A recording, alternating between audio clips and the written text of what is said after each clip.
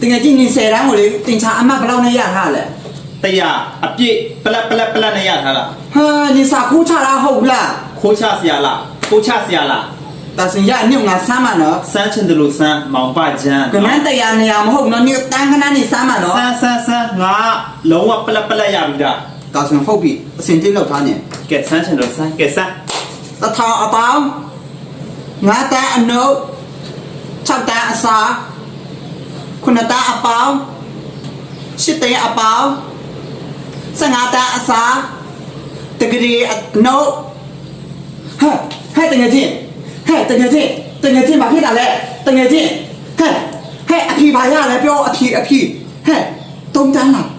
6တန်းလားဟဲ့အဖြေပြောခဲ့အောင်နေအဖြေပြောဟာဒီတော့ကတော့ငါအဲ့လိုမျိုးငါပြောလေငါကနာအကြီးကြီးမျိုးမေးပါမယ်ဆိုဒီမှာ